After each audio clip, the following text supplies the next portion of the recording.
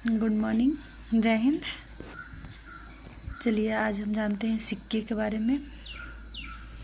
कल हम जाने थे स्मारक और भवन के बारे में।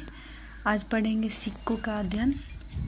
सिक्के का अध्ययन करेंगे। सिक्के का अध्ययन से हमें क्या जानकारियाँ मिलती हैं। सिक्के के अध्ययन से भी इतिहास के बारे में जानकारी मिलती है। देखिए यहाँ क्या दिखाया गया, पॉइंट क्या है।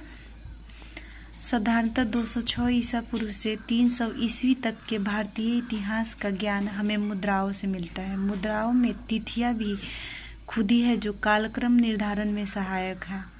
यानी कि सिक्कों का अध्ययन से हमको तिथि या इतिहास की तिथियां याद करने में मदद मिलती है। सिक्के पर तिथियां लिखी हुई होती है जिससे अनुमान लगाकर हम इतिहास के बारे में जानकारी प्राप्त कर सकते हैं। पुराने सिक्के सोना, चांदी, तांबा, शीशे के बनते थे। यानी कि ईसा पूर्व पहले का सिक्के सोना, चांदी, तांबा और शीशा के बनते थे। प्राचीन सिक्के को आहत सिक्के कहते हैं। ये ईसा पूर्व 5वीं सदी के है। इसे थप्पा मारकर या आहत कर बनाया जाता था।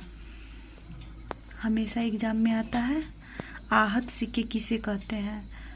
आहत सिक्के चंद्रगुप्त मौर्यकालीन सिक्के को आहत सिक्के कहा जाता है। ईसा पूर्व जो सिक्के चलते थे उसे आहत सिक्के कहते हैं। इसे थप्पा मारकर आहत कर यानी आग के द्वारा आहत कर बनाया जाता था। पॉइंट मेरा ये क्लियर हुआ। अगला पॉइंट है पंचमार्क या आहत सिक्के पर पीर, मछली, सार, हाथी, अर्धचंद्र के चिन्ह बने होते थे। क्वेश्चन यहाँ बन रहा है। क्वेश्चन बन सकता है कि आहत सिक्के पर किस चीज़ के चित्र बने होते थे। आंसर होगा पीर, मछली, सार, हाथी, अर्धचंद्र के चिन्ह बने होते थे। अगला पॉइंट है सर्वाधिक सिक्के मौर्य काल में बने जो सोना, चांदी, तांबा और शीशा के होते थे। देखिए क्वेश्चन यहाँ मिला ना। यानी कि मौर्यकालीन सिक्कों को क्या कहते थे, आहत सिक्के। और क्वेश्चन पूछता है कि आहत सिक्के किस चीज़ के बने होते थे। तो देखिए यहाँ दिखा रहे मौर्य काल में जो सिक्के बनते थे वो सोना, चांदी, तांबा और शीशा के होते थे। तो आहत सिक्के भी सोना, चांदी, तांबा और सिक्के। इसका आहत सिक्के किस चीज़ के बने होते थे, तो सोना, चांदी, तांबा और शीशा के बने होते थे। क्लियर हुआ। अगला पॉइंट है सिक्कों में सतवाहन ने शीशे तथा गुप्त शासकों ने सोने के सर्वाधिक सिक्के जारी किए।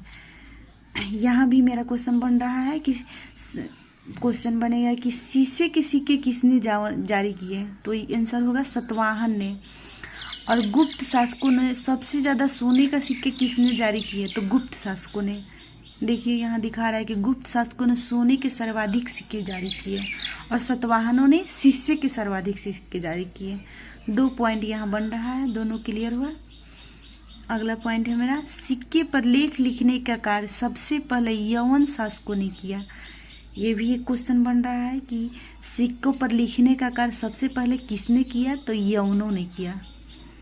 चलिए अगला पॉइंट है समुद्रगुप्त के वीणा बजाते प्राप्त मुद्रा से उनके संगीत प्रेमी होने का प्रमाण मिलता है। ये तो एकदम इम्पोर्टेंट है, हमेशा एग्जाम में आते रहता है कि समुद्रगुप्त के वीणा बजाते हुए जो सिक्का मिला है उसके आधार पे ही हम अनुमान लगाते हैं कि समुद्रगुप्त वीणा संगीत प्रेमी था, वीणा बजाता था। नोट में क्या है सिक्कों के अध्ययन को क्या कहते हैं। हिस्ट्री का क्वेश्चन है, पूछ सकता है एग्जाम में कि सिक्कों का अध्ययन को क्या कहते हैं। तो इसका आंसर हो जाएगा न्यूमिस्मेटिक्स। न्यूमिस्मेटिक्स सिक्के के अध्ययन को न्यूमिस्मेटिक्स कहते हैं। चलिए सिक्कों वाला पॉइंट क्लियर हुआ। इसमें जितना भी पॉइंट था हम लिख दिए हैं। अब अगला पॉइंट है मूर्तियाँ। मूर्तियों से हमें क्या जानकारी मिलती है। चलिए मूर्तियाँ के बारे में देख लेते हैं। मूर्तियों का निर्माण कुषाण काल में आरंभ होता है।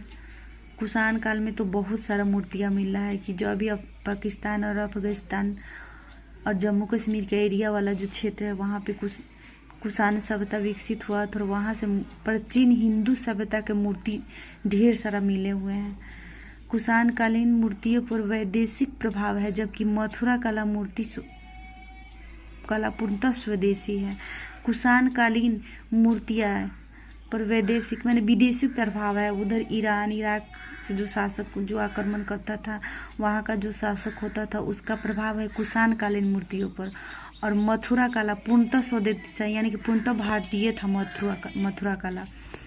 चलिए अगला पॉइंट है, भरतहु, बोध गया, सांची तथा अमरावती की मूर्तियों में जन साधारण के जीवन के बारे में जानकारी मिलती है। एनसीईआरटी में दिया गया है। ये वाला क्वेश्चन है, फिगर के साथ दिखाया हुआ है कि सांची और अमरावती से जो भी बौद्ध स्तंभ मिले हैं, अमरावती, सांची, बोध गया और भरतहु से, वहाँ पे